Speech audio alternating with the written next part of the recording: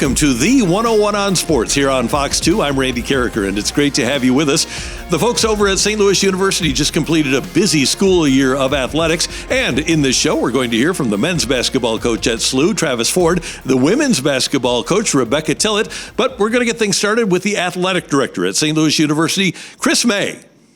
Welcome back to the 101 on Sports. I'm Randy Karraker. Great to have you with us here on Fox 2, and we get an opportunity here at the St. Louis University Billiken Athletics Golf Tournament to visit with the athletic director at St. Louis University, Chris May. Chris, always good to see you. Good to see you, Randy. Thanks for coming out. It's great to be here, and congratulations on a great school year for your athletic department. From the start of things in August all the way through to graduation, it was a terrific year. We've been very blessed from, as we spoke earlier, the education that young people get at SLU. You know, we're graduating 108 student athletes this month in May.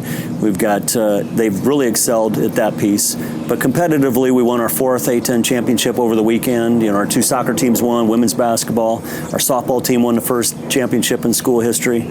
Our baseball team's got a great chance to win another one in 2 weeks. So our student athletes have competed unbelievably well and for us, and we couldn't be more proud. You talk about culture so much. We talk about it in sports, and you mentioned women's basketball in the first trip ever to the NCAA tournament, and that seemed to be a very quick culture change on the part of Rebecca Tillett. Yeah, she really did. Rebecca is a teacher. You know, she spent 10 years in a high school, teaching high school, coaching high school. She comes from a family of teachers and coaches. She did a great job of blending the students that were here along with her vision of accountability and joy and what it really takes to win championships. And so she's the second coach in the history of Division I to take two teams to win two conference championships back-to-back in two different schools. Really? Wow. And so, you know, we are unbelievably proud of her, but really proud of the young women in the program, because this isn't the first championship we'll win with her, and she's just done a great job for us. Chris, I know you're very proud of the way that the men's basketball team performed off the court. How did you feel about the season? Well, we won 21 games, okay, and that wasn't as many as we would like. Okay, we want to be in the NCAA tournament regularly. We want to win A10 championships. But when you take a little half a step back, and you look at your arguably your best scorer, and Javante Perkins never really came back as strong as he would have liked off of an injury. And then you've got your glue guy, and Fred Thatch goes down with an ACL, done for the year. You win 21 games, first time in school history you won 24 years in a row. There are a lot of positives looking forward. You had Larry Hughes really evolve into quite a player. We're excited about what he's going to be able to do this year. TJ Hargrove got a great opportunity in front of him. So I believe in what we've done in the recruiting space in the last 2-3 weeks. I can't name names. It's gone unbelievably well. So you always want to win more. We want to be in the NCAA tournament, but if you take a half step back and really look big picture, we had a good competitive season. What do you think when you see a Final Four with Florida Atlantic and Miami and San Diego State and UConn? UConn's the only one that had been there before. It seems so wide open in college basketball now. Think the obvious. Why aren't we? Mm-hmm. Yeah. But it tells you got a shot. And in the end, those teams that got there did it all on culture. Mm-hmm. They didn't do it because they had the best players. I mean, there's a bunch of blue bloods who had way, way, way better players than those teams, but they had a culture that was so tight and so connected, and that's all we talk about, is how do you build that connectedness and how do you build that? And so I believe with what's happening in college sports, the transfer portal, the NIL stuff, I think that's totally the reason why you're going to see Final Fours like that much more often now. Because in the end, it's not just about five-star. It's about who can bring this culture together and have them all playing together. You mentioned NIL, and you've got a collective now, and you're in that process. A couple of things. Number one, what's it been like to build that? That's because you've been in this business a long time, and it's completely new.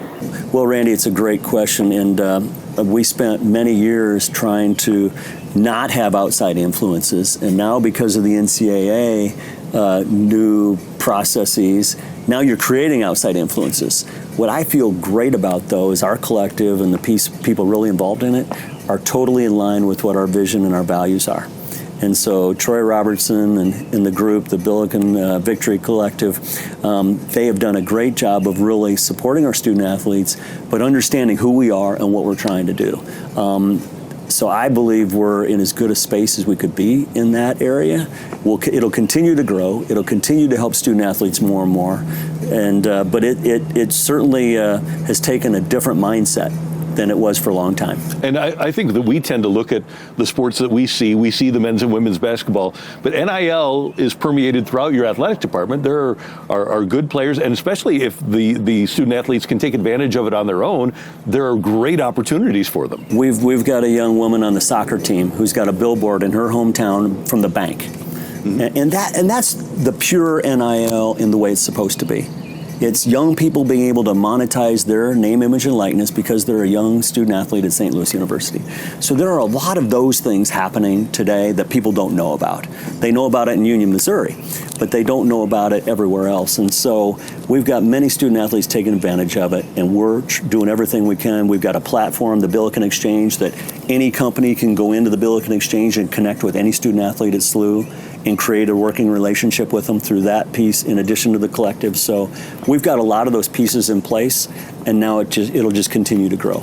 All right, I've got a couple more things for you. Number one, I want you to talk about the size of your athletic department, because I'm a season ticket holder at St. Louis U basketball, and I get to see all the halftime ceremonies, and one of them every single year is the amount of student athletes that you have out on the floor, and then the number that are getting great grades. Yeah, you're talking about our academic excellence night, where in order to be on the commissioner's honor roll, you got to have a 3.0 or better, and 3.0 at SLU is not an easy thing.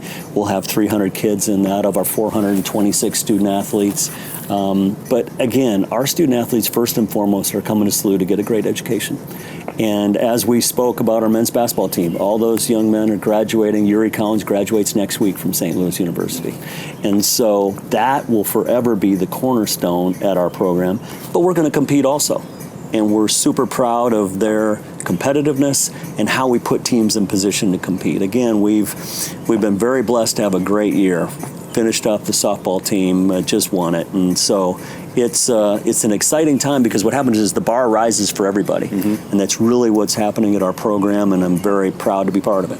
Chris May, thanks so much for the time. Always good to see you. I appreciate it. Thank you, Randy. That is Chris May. He is the athletic director at St. Louis University. More coming up on the 101 on Sports here on Fox 2. And we're clear.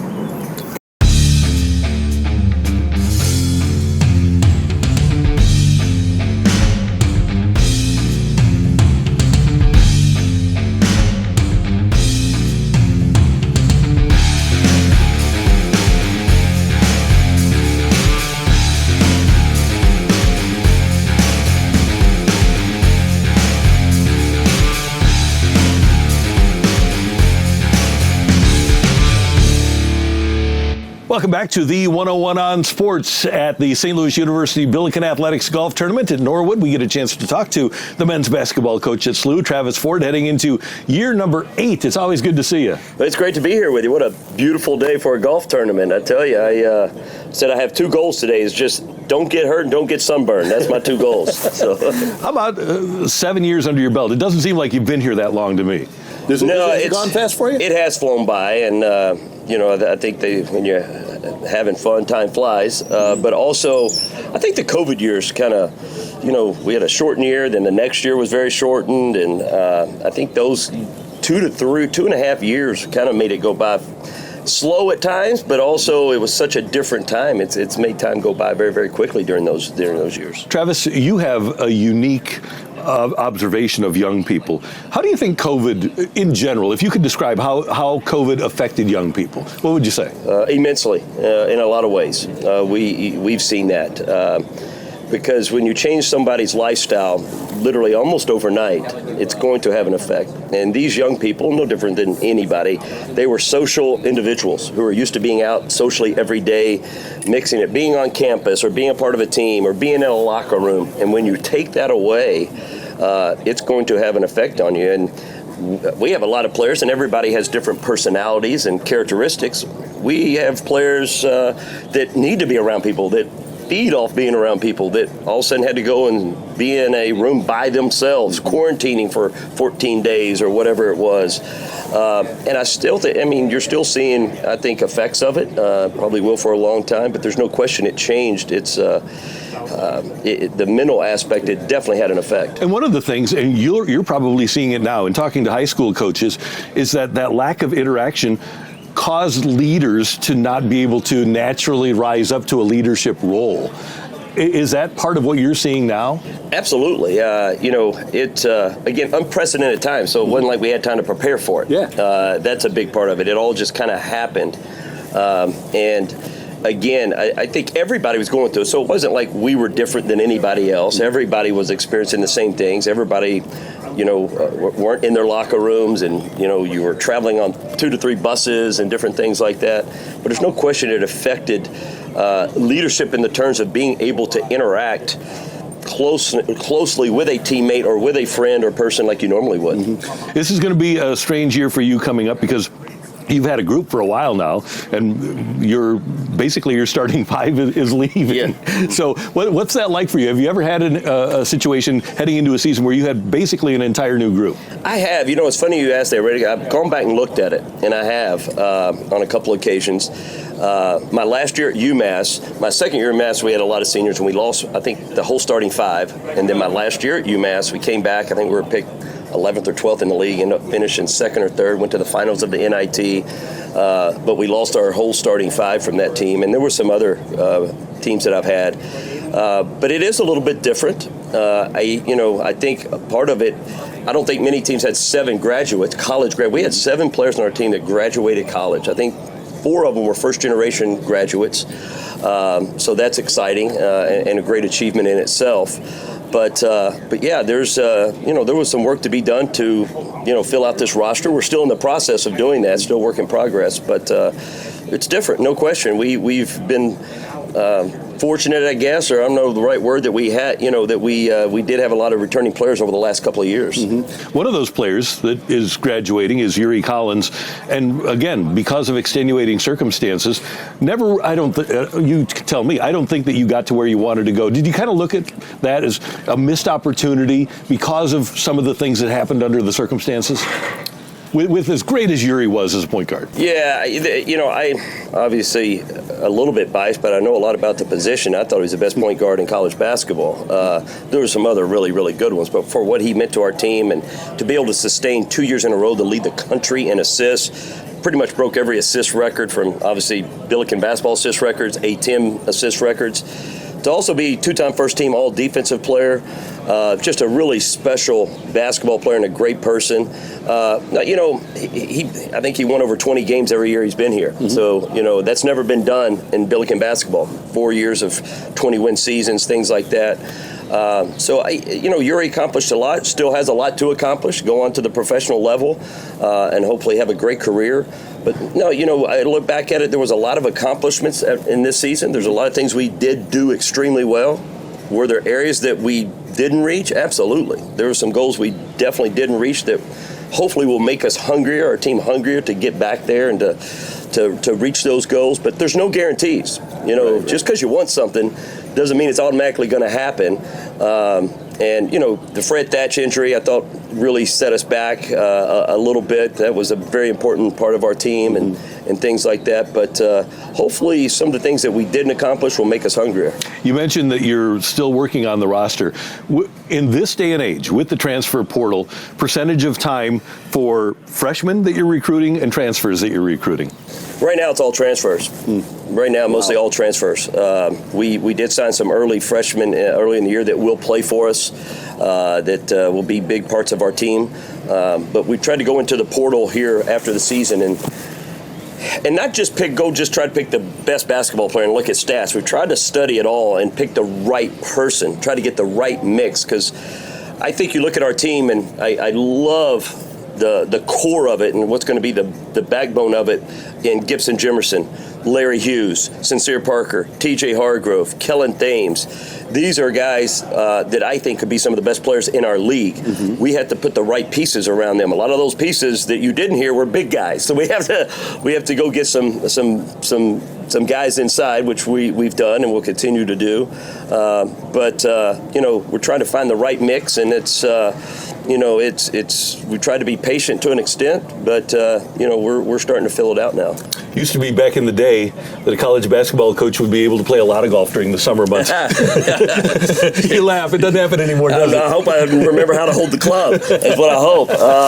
I don't. I used to love. You're exactly right. I used to love playing golf. I think I told somebody I don't think I played since this time last year at the same event. Yeah. And I don't see any golf in my near future after today. Yeah, I know a lot of recruiting. Thanks, Coach. Always good to see you. My pleasure. Enjoyed it. Thank you. Travis Ford with us. Great to have you with us on the 101 on Sports. More coming up here on Fox 2. Awesome.